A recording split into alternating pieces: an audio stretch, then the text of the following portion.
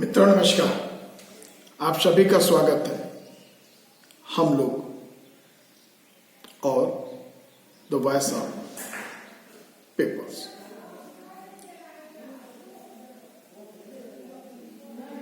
मित्रों,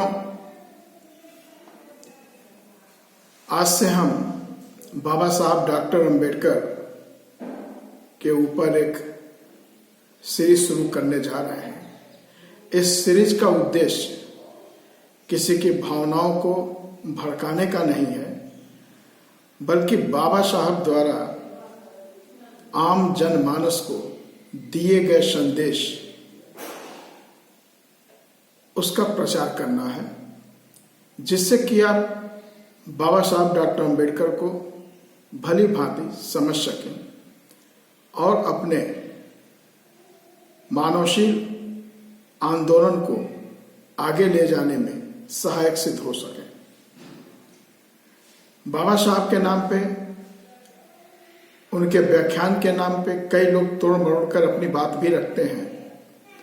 हमें उससे परहेज करना चाहिए, क्योंकि बाबा साहब के जो भी व्याख्यान है अगर उसको आप समझ जाते हैं, इम्प्लीमेंट करते हैं, तो निश्चित रूप से आप उन्नत के मार्ग पे होते हैं। और यदि उसे सतही तौर पर समझने का प्रयास करते हैं तो आप कहीं ना कहीं उनके साथ न्याय नहीं कर रहे होते। आइए आज हम बात करेंगे 20 मई 1956 को द वॉइस ऑफ अमेरिका को दिए गए भाषण, जो उनको एक विषय दिया गया था। वस्तुतः उन्होंने मराठी में बोला था, इसका हिंदी अनुवाद हमारे समक्ष है। वह था भारतीय प्रजातंत्र का भविष्य क्या है। इस पे बाबा साहब ने कहा, कई लोग अभिमान पूर्वक इस विषय पर बोलते हैं मानो प्रजातंत्र ही शुरू से भारत देश की व्यवस्था रही हो। विदेशी लोग भी बातचीत के दौरान सम्मान प्रदान करते हुए भारत का महान प्रजातंत्र और भारत के महान प्रधानमंत्री कह देते हैं। किसी तरह की जानकारी के मान लिया जाता है कि जहां गणराज्य होगा वहां प्रजातंत्र होगा ही। यह भी माना जाता है कि वयस्क मतदान पद्धति के सिद्धांतों के अनुसार संसद का गठन होकर कानून बनाने का काम विशिष्ट कालावधि तक लोगों द्वारा चुने गए प्रतिनिधि करते हैं, वहां प्रजातंत्र होगा ही। दूसरे शब्दों में कहें तो प्रजातंत्र को एक राजनीतिक साधन माना जाता है, और वहां यह राजनीतिक साधन प्रचलन में हो, वहां प्रजातंत्र का होना भी गृहीत माना जाता है। बाबा साहब ने प्रजातंत्र और गणराज्य के व्यवस्था पर, जहां संसद में प्रतिनिधि आपके होते हैं, उस पर एक उन्होंने प्रश्न चिन्ह खड़ा कर दिया है। और उसका आशय यह है कि केवल संसदीय लोकतंत्र से ही नहीं कहा जा सकता कि देश में प्रजातंत्र है। आज हम उनके भाषण को पूरी तरह पढ़ेंगे, फिर उस पर विश्लेषण भी करने का प्रयास करेंगे। भारत में प्रजातंत्र है या नहीं है, सच क्या है। गणराज्य और जनतंत्र की तरह ही जनतंत्र और संसदीय शासन को समान माने जाने के कारण जो गड़बड़ पैदा होती है, उसे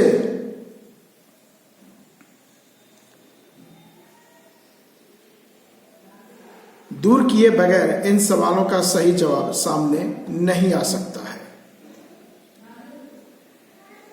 इसका मतलब बड़ा स्पष्ट है। चलिए आगे देखते हैं। गणराज्य या संसदीय शासन पद्धति से प्रजातंत्र पूरी तरह भिन्न है। ये बाबा साहब खुद ही अपने प्रश्नों का जवाब दे रहे हैं कि गणराज्य या संसदीय शासन पद्धति से प्रजातंत्र पूरी तरह भिन्न है। प्रजातंत्र की जड़ें, प्रशासन का प्रकार संसदीय हो या अन्य, इसमें दिखाई नहीं देता है। प्रजातंत्र सहजीवन का एक तरीका है, जिसको हम कहते हैं सामुदायिक जीवन। लोगों के द्वारा निर्मित समाज में सामाजिक संबंध और लोगों के परस्पर के बीच में सहजीवन में प्रजातंत्र की जड़ें खोजनी पड़ती हैं। समाज शब्द क्या ध्वनित करता है? संक्षेप में बताना हो तो जब हम समाज के बारे में बोलते हैं तब उसके बारे में हमारे मन में एकात्मकता की धारणा होती है। सामुदायिक प्रेरणा और व्यापक कल्याण के सार्वजनिक लक्ष्यों के प्रति निष्ठा, एक दूसरे के प्रति चिंता और सहयोग ही समाज या एकक के गुण होते हैं। भारतीय समाज में क्या ये आदर्श दिखाई देते हैं? इस समाज में व्यक्ति का अस्तित्व नहीं होता, यह कई जातियों का समूह है। एक दूसरे से विभक्त इन जाति समूहों में सम्मान अनुभूति नहीं और परस्पर अनुकंपा भी नहीं। एक दूसरे से विभक्त इन जाति समूहों में समान अनुभूति नहीं और परस्पर अनुकंपा भी नहीं। हालांकि भारतीय समाज में उपर्युक्त आदर्श है अथवा नहीं है, यह सवाल ही अप्रस्तुत साबित होता है। जाति व्यवस्था के अस्तित्व के कारण इन आदर्शों को पर्याय से प्रजातंत्र को इस समाज से हमेशा के लिए निकाल बाहर किया गया है। यानी जो यह ऊपर सामुदायिक जीवन का अस्तित्व है, जो एक दूसरे के प्रति अनुभूति और अनुकंपा की फीलिंग है, जाति व्यवस्था के अस्तित्व के कारण इन आदर्शों को प्रजातंत्र को यानी पर्याय जो प्रजातंत्र है इस समाज से हमेशा के लिए निकाल बाहर किया गया है। भारतीय समाज जाति व्यवस्था के कीचड़ में इस कदर फंसा है कि यहां हर बात जाति के आधार से ही की जाती है। भारतीय समाज में प्रवेश के साथ ही आपको जाति व्यवस्था का उग्र स्वरूप दिखाई दे सकता है। भारतीय मनुष्य किसी भी अन्य व्यक्ति के साथ अन्न ग्रहण नहीं कर सकता अथवा विवाह नहीं कर सकता।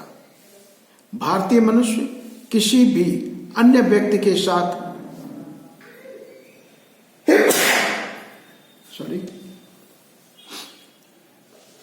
अन्य व्यक्ति के साथ अन्न ग्रहण नहीं कर सकता अथवा विवाह नहीं कर सकता।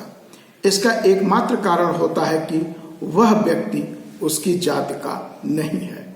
एक भारतीय दूसरे भारतीय को स्पर्श भी नहीं कर सकता क्योंकि वह उसकी जाति से संबंधित नहीं होता। राजनीति में भी जाति व्यवस्था का प्रतिबिंब आपको दिखाई देगा। भारतीय मनुष्य चुनावों में किस आधार से मतदान करता है? वह किसी और को अपना मत नहीं देता, केवल अपनी जाति के उम्मीदवार को ही अपना मत देता है। अन्य सभी पार्टियों की तरह कांग्रेस भी चुनाव जीतने के लिए जाति व्यवस्था का दुरुपयोग करती है। सामाजिक रचना की पृष्ठभूमि पर चुनाव क्षेत्रों के उम्मीदवारों की फहरिस्त जांचिए। आपको दिखाई देगा कि विशिष्ट चुनाव क्षेत्र में बहुमत वाले जाति के व्यक्ति को ही उम्मीदवारी दी जाती है। जाति व्यवस्था की खुलेआम पक्षधर कांग्रेस पार्टी भी इसी व्यवस्था को बढ़ावा देती है। बाबा साहब जब ये बात कर रहे थे तो उस समय बहुमत में कांग्रेस ही थी और कांग्रेस के अंदर व्याप्त मनुवाद या ब्राह्मणवाद को बाबा साहब बराबर तिरस्कृत करते रहे हैं और उन्होंने अपने इस एग्जाम्पल में भी कांग्रेस पार्टी के राजनीतिक सदस्यों के चयन के लिए जाति को जो प्राथमिकता देती है, जाति बहुलता के आधार पर टिकट देती है, उसकी ही बात वो कर रहे हैं। औद्योगिक क्षेत्र में क्या दिखाई देता है? जो विशिष्ट व्यक्ति किसी उद्योग का मालिक होता है, उसी की जात के लोगों को उस उद्योग के उच्च वेतन लेने वाले अधिकारियों के पदों पर नियुक्ति होती है। अन्य लोग कम वेतन के निम्न पदों पर जिंदगी भर झूलते रहते हैं। व्यापार के क्षेत्र में भी यही तस्वीर दिखाई देगी। पूरे व्यापार समूह पर एक ही जाति का नियंत्रण होता है और उसके दरवाजे पर पट्टी लटकी होती है कि किसी भी अन्य जाति के लोगों को प्रवेश नहीं है। दान धर्म के क्षेत्र पर एक नजर डालें, एकाध कोई अपवाद छोड़ दें तो भारत में दान धर्म भी जात के आधार से ही किया जाता है। पारसी व्यक्ति अपनी मृत्यु के बाद अपनी सारी संपत्ति पारसी लोगों के नाम ही करेगा। जैन व्यक्ति की मृत्यु होती है तो अपनी सारी संपत्ति जैनियों के लिए ही आरक्षित रखेगा। मृत्यु के बाद मारवाड़ी अपनी संपत्ति मारवाड़ी समाज के लिए आरक्षित कर रखता है। ब्राह्मण की मृत्यु के बाद वह अपनी सारी संपत्ति ब्राह्मण के नाम ही रखता है। इस प्रकार राजनीति, उद्योग, वाणिज्य और शिक्षा किसी भी क्षेत्र में पिछड़ी जाति के लिए प्रवेश नहीं है। जाति व्यवस्था की कुछ और भी खासियतें हैं। उनका बुरा असर होता है और प्रजातंत्र के लिए वह प्रतिकूल साबित होते हैं। जाति व्यवस्था की एक खासियत है श्रेणीबद्ध विषमता। जातियों का दर्जा समान नहीं होता है। वे एक दूसरे के ऊपर खड़ी होती हैं। एक दूसरे से उन्हें द्वेष होता है। नीचे से ऊपर की तरफ उनमें द्वेष होता है और ऊपर से नीचे की तरफ उनमें तिरस्कार और तुच्छता की भावना होती है। जाति व्यवस्था की इस खासियत के कारण होने वाले सबसे घातक परिणामों में हम परस्पर सहयोग की भावना और इच्छा को ही नेस्तनाबूद करना जोड़ सकते हैं। यानी ये जाति व्यवस्था की खासियत है कि हम सबसे घातक परिणामों में परस्पर सहयोग की भावना और इच्छा को ही नेस्तनाबूद करना जोड़ सकते हैं। वास्तव में जाति और वर्ग में भिन्नता यह है कि जाति व्यवस्था की तरह वर्ग व्यवस्था में पूर्ण बहिष्कार नहीं होता। जाति व्यवस्था का दूसरा बददिमाग परिणाम है विषमता। वास्तव में दिखाई देता है कि दो जातियों के बीच की आक्रोश और प्रतिक्रियाएं एकांगी होती हैं। उच्च जाति के लोग विशिष्ट तरीके से पेश आए और निम्न जाति के लोग तय ढंग से ही प्रतिक्रिया दें। सब कुछ कंट्रोल्ड है। मतलब कि विभिन्न जातियों को प्रोत्साहन की और उसके अनुरूप प्रतिक्रिया व्यक्त करने के समान मौके उपलब्ध न होने के कारण परिणाम स्वरूप उनमें से कुछ को मालिक बनने की शिक्षा मिलती है और कुछ को गुलाम। जीवन के विभिन्न अनुभवों के मुक्त आदान प्रदान को प्रतिबंधित किए जाने के कारण हर घटक अपने प्राकृतिक अधिकारों से वंचित रह जाता है। विशेषाधिकार वाले और प्राकृतिक अधिकार छीन लिए गए लोगों के दो वर्ग समाज में पैदा होते हैं। इस प्रकार का विभाजन सामाजिक आदान प्रदान, सोशल एंडोस्मोसिस को प्रतिबंधित करता है। जाति व्यवस्था की तीसरी खासियत के साथ जुड़ी बुरी बात यह है कि वह प्रजातंत्र की जड़ें ही खोद देती है। हर जाति एक विशिष्ट व्यवसाय से बंधी होती है।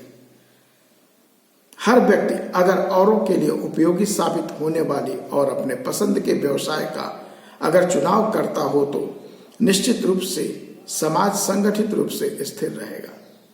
इस प्रकार पसंद नापसंद का पता लगाना और समाजोन्नति के लिए उन्हें तैयार करना समाज का कर्तव्य है।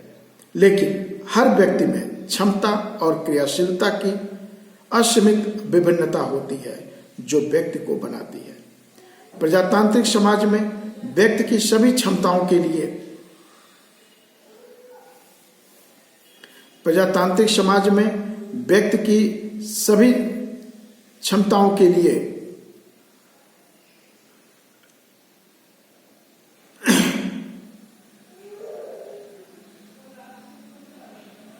इस प्रकार पसंद नापसंद का पता लगाना और समाजोन्नति के लिए उन्हें तैयार करना समाज का कर्तव्य है। लेकिन हर व्यक्ति में क्षमता और क्रियाशीलता की असीमित विभिन्नता होती है जो व्यक्ति को बनाती है। प्रजातांत्रिक समाज में व्यक्ति की सभी क्षमताओं के लिए खुली राह उपलब्ध करानी चाहिए। वर्गीकरण व्यक्ति के विकास की राह रोकता है और उद्देश्यपूर्ण तरीके से व्यक्ति के विकास की राह में रुकावटें पैदा करना प्रजातंत्र को जानबूझकर नकारना है। यानी बाबा साहब ने प्रजातंत्र के बारे में कहा है कि प्रजातांत्रिक समाज में व्यक्ति की सभी क्षमताओं के लिए खुली राह उपलब्ध करानी चाहिए।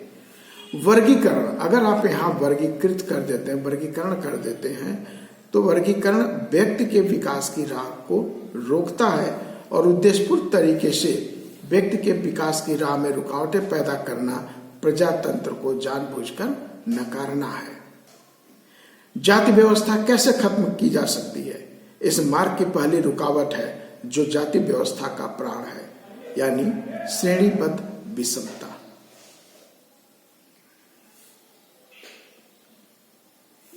लोग जब उच्च और निम्न इन दो वर्गों में ही बटे होते हैं तब उच्च वर्ग के साथ संघर्ष करने के लिए निम्न वर्ग का संगठित होना आसान होता है। लेकिन यह निम्न जाति का एक ही वर्ग नहीं है, यह निम्न और अति निम्नों का वर्ग है। निम्न कभी अति निम्नों के साथ संगठित नहीं हो सकते। निम्नों को डर होता है कि अगर अति निम्नों का वर्ग स्तर ऊंचा करने में अगर सफल हुआ तो उसे और उसकी जात को समाज में अपना स्थान गंवाना पड़ेगा।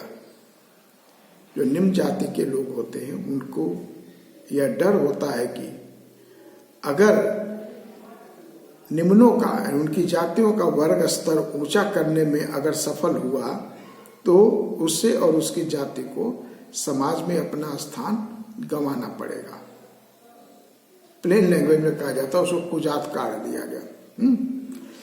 इस मार्ग में दूसरी रुकावट यह है कि अपना सामाजिक हित किस बात में है इसे न पहचानने के कारण एक साथ कृत्य करते समय भारतीय समाज पंगु हो जाता है। प्लेटो के कहे अनुसार आखिर सामाजिक संगठन अंतिमतः जीवित साध्य के एहसासों पर निर्भर करता है। अगर हम अपने साध्य के बारे में नहीं जानते, अपना हित किसमें है इसके बारे में अगर हमें पता नहीं है तो सभी बातों के लिए आकस्मिकता और मन पर हमें निर्भर रहना पड़ेगा। जब तक हमारे पास अच्छे परिणामों के बारे में बुद्धिवादी निर्णय की कसौटियां नहीं होंगी तब तक किन निर्णयों को लागू करना चाहिए हम यह तय नहीं कर पाएंगे। सवाल यह है कि न्यायपूर्ण और संगठित समाज बनाने के उद्देश्य की प्राप्ति की राह में जाति प्रथा समाज व्यवस्था का अनुल्लंघनीय रोड़ा दूर किए बगैर क्या भारतीय समाज इस उद्देश्य को प्राप्त कर सकेगा? जात में विभाजित समाज रचना के अस्तित्व में होते हुए एक जैसा समाज निर्माण होना क्या संभव है या निर्माण किया जा सकता है? गलत मूल्यांकन और गलत वास्तव दर्शन के कारण सभी भारतीयों के मन अनिश्चित हुए हैं। उन्हें गलत राह पर डाल दिया गया है। असंगठित और खंडित समाज विविध ढंग के प्रारूप और परिमाण निश्चित करता रहता है। ऐसे हालात में जाति के सवाल के कारण हर भारतीय के लिए मन में सिलसिला रखना असंभव सा हो गया है। शिक्षा से क्या जातियों का विनाश हो सकता है? इसका जवाब हाँ भी होगा और नहीं भी। शिक्षा से जातियों का विनाश हो यह स्वयं में एक ऐसा प्रश्न है जिसका जवाब हाँ भी हो सकता है और ना भी हो सकता है। बाबा साहब ने आगे क्या कहा? आज जो शिक्षा दी जा रही है उसका जातियों पर कोई असर नहीं होने वाला है। वह जिस हालात में हो उसी हालात में बनी रहेगी। जो उस समय शिक्षा की व्यवस्था थी उससे जातियों पर कोई असर नहीं पड़ेगा। उसका जो हालात है वही हालात बना रहेगा, ऐसा बाबा साहब ने कहा। ब्राह्मण जाति इसका ज्वलंत उदाहरण है। उसमें 100% लोग पढ़े लिखे हैं नहीं, उसमें से बहुसंख्य लोग उच्च शिक्षा प्राप्त है। इसके बावजूद कोई ब्राह्मण अपनी जाति के खिलाफ नहीं दिखाई देता। वास्तविकता यह है कि उच्च जाति के शिक्षा प्राप्त व्यक्ति के लिए शिक्षा प्राप्त करने से पहले की तुलना में जाति व्यवस्था बनी रहनी चाहिए, ऐसा अधिक तीव्रता से लगने लगता है, क्योंकि शिक्षा ही उसे बड़े पद प्राप्त करने का अधिक मौका देती है। इसलिए जाति व्यवस्था बनाए रखने की दिशा में वह काम करने लगता है।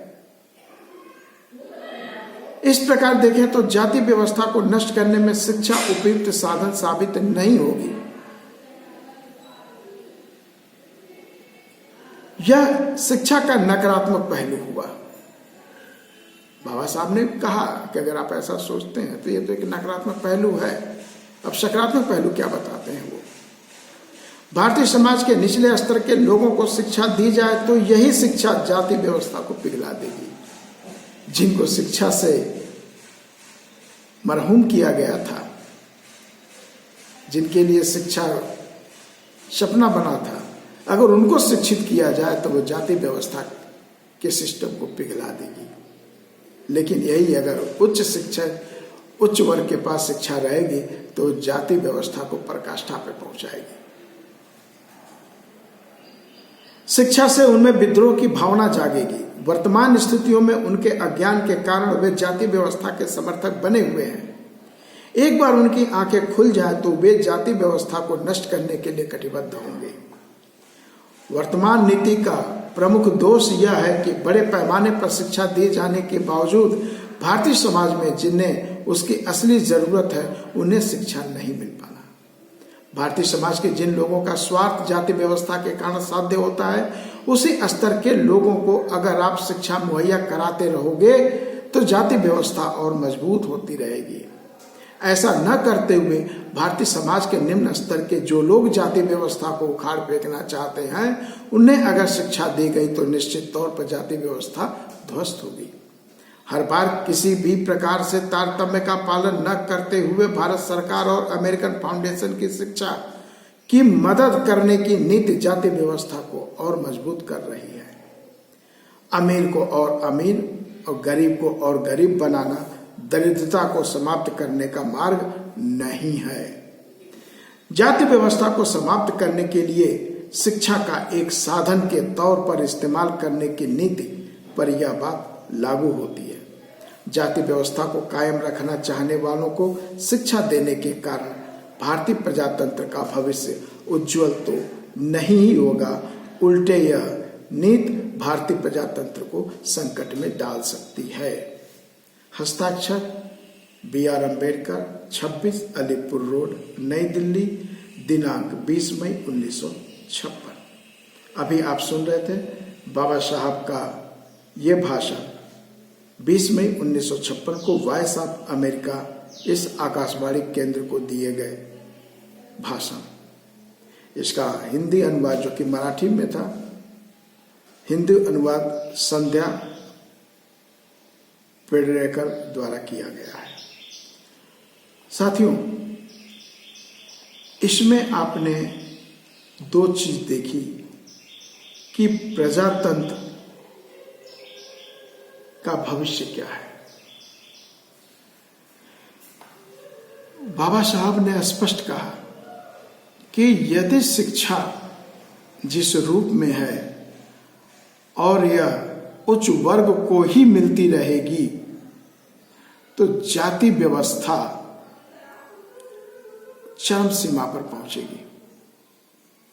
अगर यह शिक्षा निम्न स्तर यानी निम्न जातियों, जिसको हम पिछड़ी जातियां कह रहे हैं, डिप्रेस क्लासेस कहा गया, अगर इनको यही शिक्षा मिलती है तो ये जाति व्यवस्था को नष्ट करने में सहायक होंगे। जाति व्यवस्था प्रजातंत्र के लिए घातक है।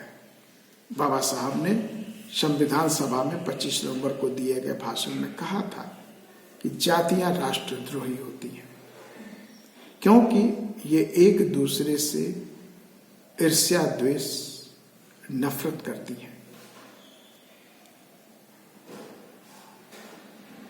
इस भाषण में उन्होंने स्पष्ट कहा कि शिक्षा पिछड़ी जातियों को मिलनी चाहिए और पिछड़ी जातियों को शिक्षा जाति व्यवस्था को समूल नष्ट करने के लिए आवश्यक है।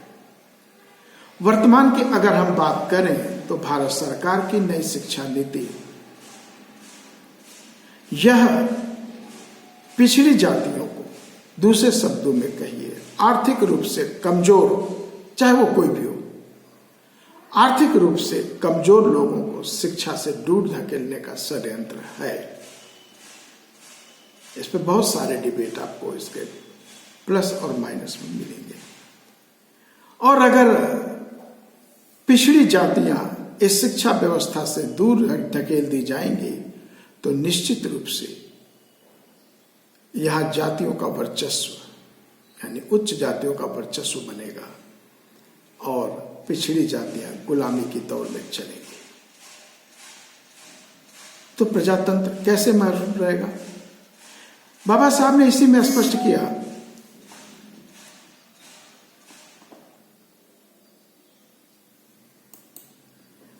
उससे तो बाबा साहब ने पहले ही स्पष्ट कर दिया कि प्रजातंत्र का मतलब ये नहीं कि आपका प्रतिनिधि चुनकर पहुंच गया संसद में। प्रजातंत्र का मतलब नहीं कि संसद में ही सब कुछ तय होगा। वह एक साधन है। राज्य एक साधन है। इस साधन को समझना होगा। मित्रों, इस भाषण को एज इट इज जो बाबा साहब के द्वारा लिखा गया था, जिसका अनुवाद हमने आपके सामने रखा है, सार इसका यही है, जातियों का समूल नाश करना है तो शिक्षा लेनी होगी, आपको शिक्षा मिलनी चाहिए। लेकिन वर्तमान शिक्षा नीति ठीक इसके विपरीत काम कर रही है। मित्रों, इस संवाद के बाद फिर अगले संवाद में मिलेंगे हम इसी चैनल पे, जिसका नाम है हम लोग, और दूसरा इसका चैनल है द पीपल्स वॉइस।